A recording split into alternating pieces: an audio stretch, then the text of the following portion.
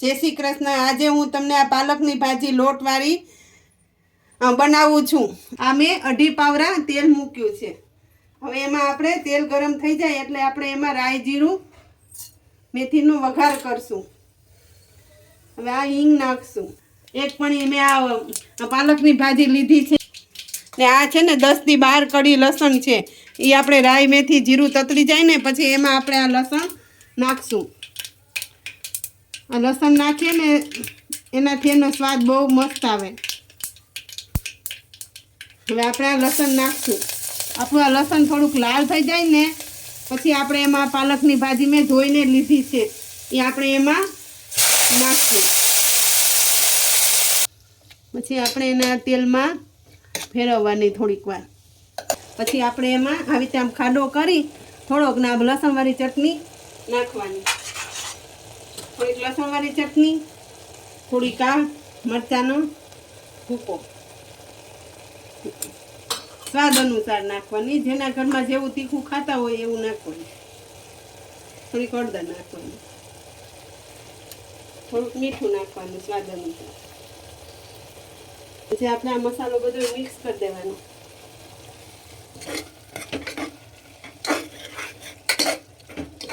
પછી આપણે તેલમાં આને થોડીક વાર ચડવા દેવાની।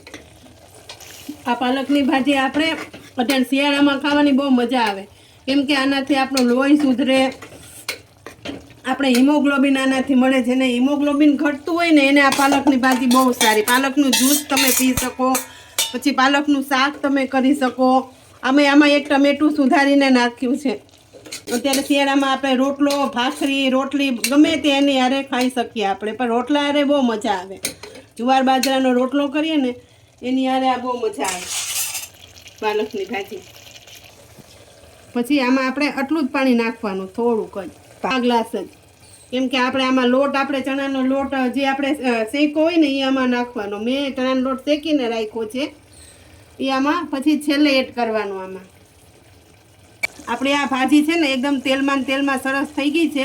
હવે આપણે એમાં જ્યાં લોટ શેકેલો છે ને એ આપણે એમાં નાખશું। આ હું લોટ છે ને અગાઉથી શેકીને આ ડબરો રાખી જ દઉં છું ફ્રીજમાં, કેમ કે આપણે જે કરવો હોય ત્યાં આપણે તાત્કાલિક ન થાય તો હું આ લોટ આવી રીતે શેકીને ફ્રીજમાં મૂકી દઉં છું। હવે આપણે આ લોટ આની અંદર એડ કરીશું, આવી રીતે આમ છાંટશું। મેં આ લોટ 3 ચમચી આમાં નાખ્યો છે એટલે આ પાણી બધું શોષી લેશે। પછી આ રીતે આપણે આમ ફેરવી લેવાનું।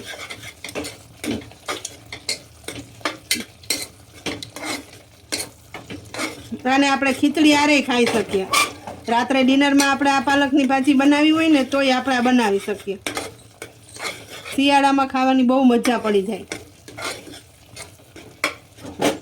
ભાજી તૈયાર થઈ ગઈ છે। હવે આપણે આ પાલકની ભાજી આપણે સર્વ કરીશું। જો આપણી આ પાલકની ભાજી હવે આ તૈયાર થઈ ગઈ છે। જો તમને મારી આ રેસીપી ગમી હોય તો એને લાઈક કરજો, શેર કરજો, સબસ્ક્રાઈબ કરજો।